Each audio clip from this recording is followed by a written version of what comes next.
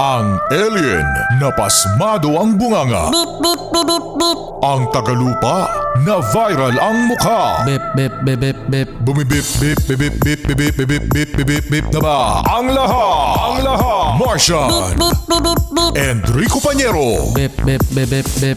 Beep, beep, beep, Bip, bip, bip, bip, bip. Bip, bip, bip, bip, bip.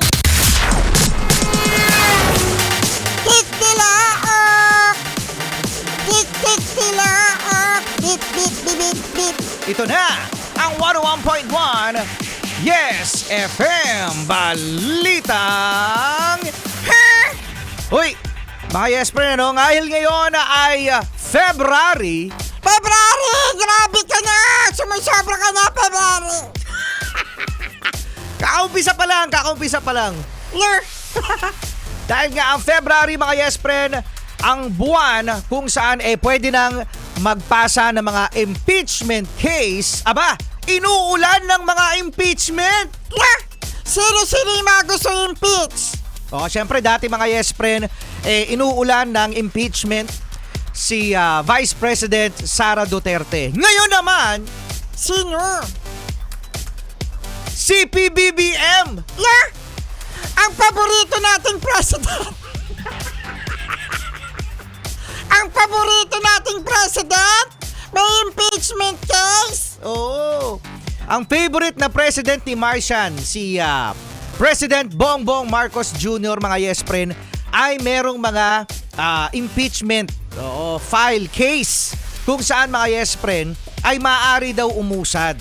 So, grabe yung mga Yes, parang hindi ako nagkakamali, no? Correct mo na lang kami, Yes Friend, kung alam mo na this is the first time na nagkaroon ng impeachment case ang presidente at ang vice-presidente. So pagpalagay natin, mga Yes Friend, knock on everywhere. No, knock on metal, on wood, kahit saan man yan. Papalagay nga natin na ang presidente at ang vice-presidente ay ma-impeach. Sino ang mauupo? Ako? Ako na lang! Hindi ikaw. Posible daw, mga Yes Friend, na ang Senate President. Sino ba ang Senate President natin ngayon? Ay! Nakakagulat yan! Bakit? Kasi eat bulaga! Eat bulaga! Eat Bulaga daw? Ang graduate ng school bukol!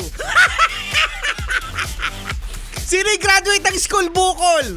Si Tito Sen! Si Tito Sen pala eh. Ang Senate President. Oo, no? Ng Senado, mga Yes Friend. Si Tito Sen. Posible.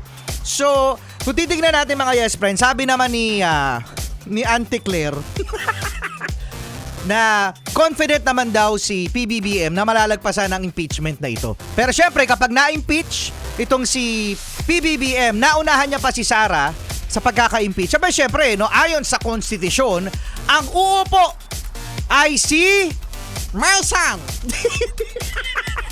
Sige na nga, si BP Sara! Ba yan? Marsan na nga lang eh! Martian na nga lang. Di ba ang gulo-gulo, mga Yes Friend?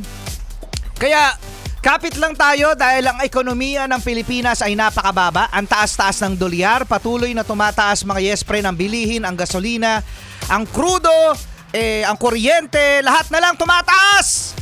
Alam mo kung bakit? Kasi ayoko na lang magsalita.